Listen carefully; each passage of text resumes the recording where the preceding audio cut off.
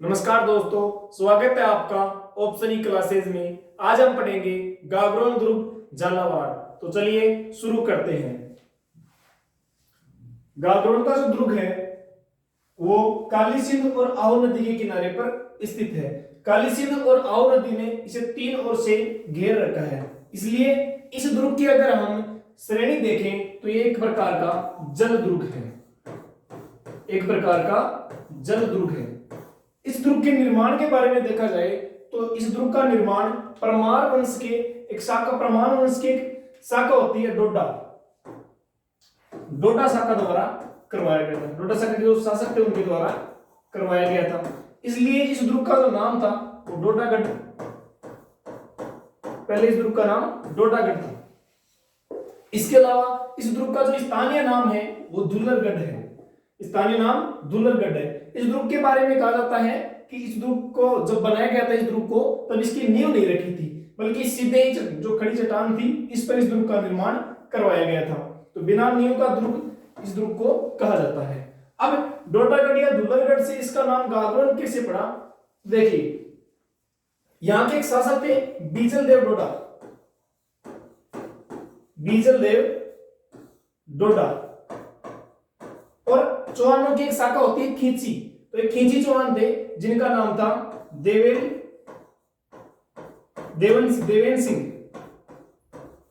सिंह खींची। खींची चौहानों की एक शाखा होती है। तो देवेन सिंह खींची ने बिजल देव डोडा से इस दुर्ग को जीत लिया था। तब से इस दुर्ग का नाम था वो इन्होंने बदलकर गागरोन रख दिया। तो ध्यान रखिएगा कि गागरोन का जो नाम था वो किसने रखा था, देवेन सिंह खींची ने। इसके अलावा देवेन सिंह खींची ने खींची वंश की भी स्थापना की थी। आगे देखते हैं।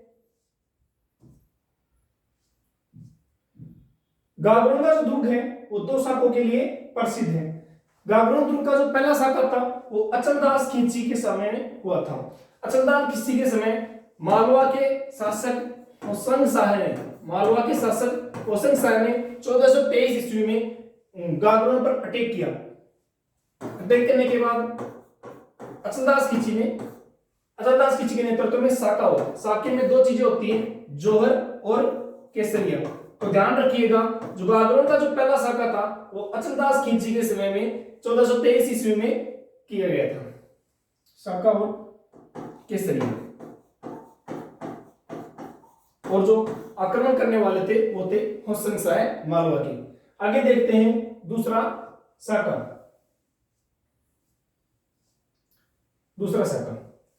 गागरोन का जो दूसरा शाखा था वो पालन सिंह, यहाँ के शासक थे पालन सिंह और मालवा के महमूद खिलजी प्रथम। महमूद खिलजी दो हुए थे, प्रथम और द्वितीय। तो महमूद खिलजी जो प्रथम थे उन्होंने मालवा पर आक्रमण किया था।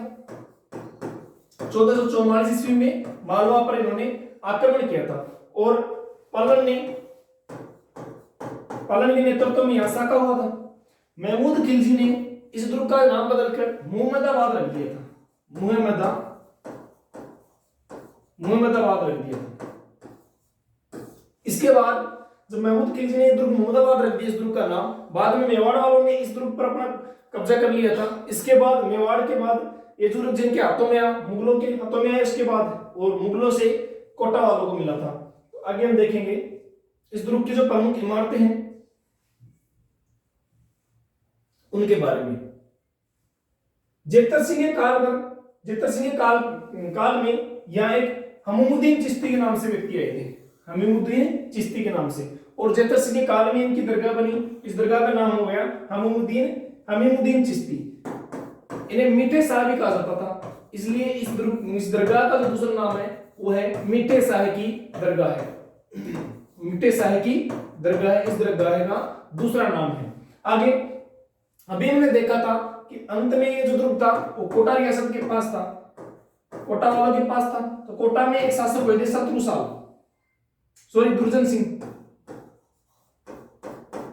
दुर्जन सिंह ने एक मंदिर का निर्माण करवाया था। उस मंदिर को कहा जाता है मधुसूदन मंदिर। इसके अलावा औरंगजेब ने यहाँ एक दरवाजे का निर्माण करवाया था। उस दरवाजे को कहा जाता है बुलंद दरवाजा।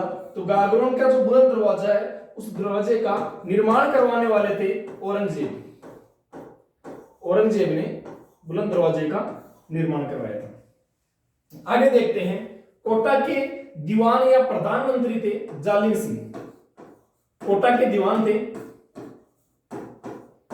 कोटा के दीवान थे जालिम सिंह। जालिम सिंह ने इस दुर्ग के चारों ओर परकोटे का निर्माण करवाया था। उसी परकोटे का निर्माण जालिम सिंह के नाम पर जालिम कोट पड़ गया। आगे देखते हैं, कोटा की टकसाल।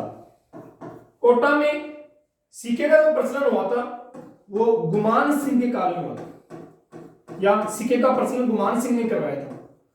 तो वहां के जो सिक्के थे उन सिक्कों को गुमान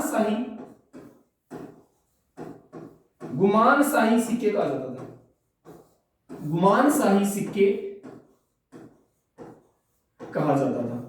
इन गुमान शाही सिक्कों की जो ढलाई होती थी या इनका जो निर्माण होता था वो गागरोन दुर्ग में टकसाल बनी हुई है, उसी टकसाल में हुआ करता था। आगे देखते हैं, गिद्धकराई। गिद्धकराई वो जगह है जहां पर जो राजनीतिक जो कैदी होते थे उनको सजा दी जाती थी। इसके अलावा जौहर कुंड। जौहर कुंड वो कुंड था जहां स्त्रियां जोहर करने से पहले स्नान करती थी, तो उस कुंड का नाम पड़ गया था जौहर कुंड। आगे इस दुर्ग में एक बावड़ी बनी हुई है, उस बावड़ी का नाम है अंधेरी बावड़ी। बावड़ी का नाम क्या? धन्यवाद।